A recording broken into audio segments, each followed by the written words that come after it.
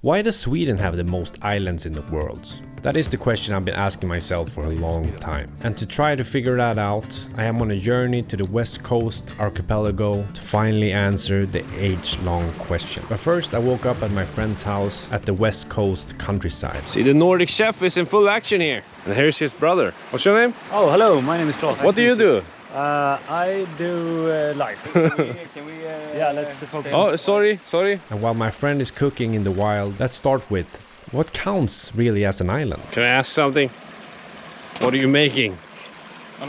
Traditional cheeseburger. According to the Swedish Statistics Bureau, an island is any land completely surrounded by water. This includes both natural islands in seas, lakes or rivers, and artificial islands created by canals or water-filled ditches. Even the smallest islands, as small as 9 square meters, are included. Here we got the Nordic-style cheeseburger. American traditional cheeseburger. It's a traditional cheeseburger. That's what he said. And the biggest island in Sweden is of course Gotland, with over 60,000 inhabitants. It is seen as Sweden's own paradise island. The landscape here is actually pretty different than the rest of Sweden, making it very unique. Also, the largest island within a lake in Sweden is Selaön in the lake Mälaren. The island is home to 1,700 inhabitants. Hurry! We're gonna miss the train!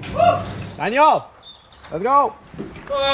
Are all 200,067 and 570 islands in Sweden inhabited? So no. Only a small number of Sweden's islands are inhabited all year round. The vast majority of islands are small, uninhabited, and often difficult to access if you don't have your own boat. Approximately 90,000 people live on islands in Sweden that lack any connection to the mainland, like they don't have any bridges. These residents rely on ferries or boats for transportation. We now got to Gothenburg, Sweden's second largest city. They've started the football season, so they're playing. You can hear them if you listen closely.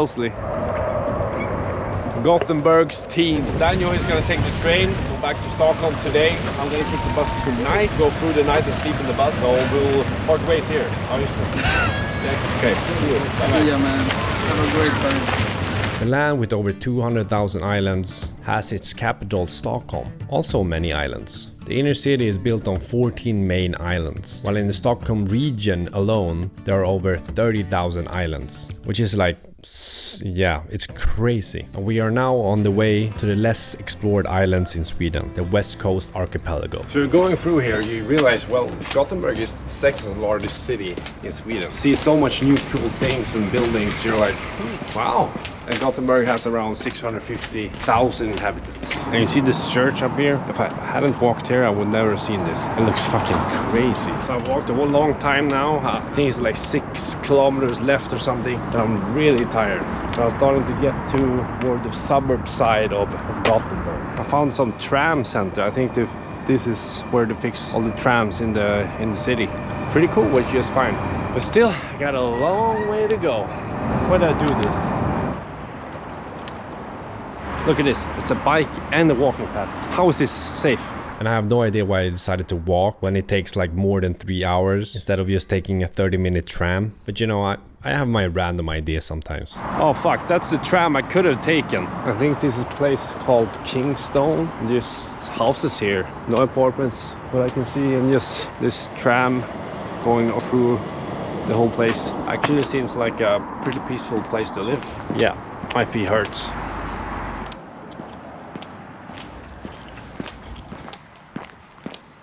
I'm starting to get some weird looks around here. And I think that's because people think I'm a burglar or something. This is like an upper middle class place in Sweden. And I'm wearing like this. I'm starting to feel like this sea doesn't even exist. Yeah, these are some expensive ass houses. You gotta make a lot of money if you want to live here, I think. Probably one of the most attractive places to live in all of Gothenburg.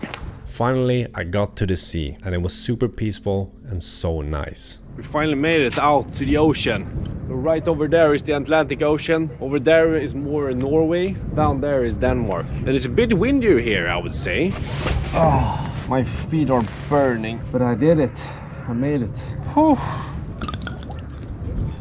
And I'm gonna try to get on one of those boats. So I just bought a ticket for $4 or €4 in the Västtrafik app. You can just put in your card and then you can use it on these boats over here. It's a good tip if you want to go to Gothenburg, you want to go on a little cruise and not pay like $40 or some shit more.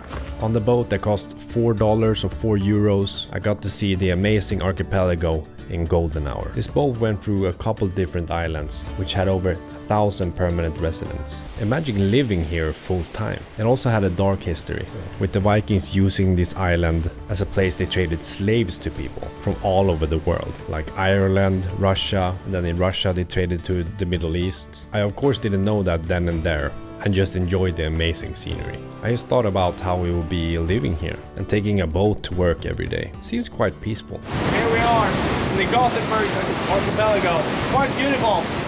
So we're coming up on an island here right now. You can step off if you want. And I'm just gonna go through all the islands and watch the sunset from the sea. If you're entering Gothenburg, go to Stockholm, Salt Isle, and then you come to this archipelago and you can take the boat for the same ticket that you rode the tram. You can probably see on one of the islands. I saw a lot of people actually spoke English, so I think they're probably doing it overnight on the island.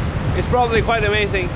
So now to the final question. Why does Sweden have so many islands? Sweden's landscape was shaped by the Ice Age. When the glaciers melted, they created a rugged terrain with many lakes and deep coastlines. Additionally, the gradual rise of land led to the formation of new islands, just sticking up in the sea. And the same happened to Finland and Norway as well, but we have a longer coastline, so I guess that's why we have more. And yeah, it created over 200,000 islands. Also, some people speculate that Canada has more islands, just because it's bigger, and that they're too lazy to count all of them the way we count our islands. But I don't think so. But what do you guys think? Comment down below.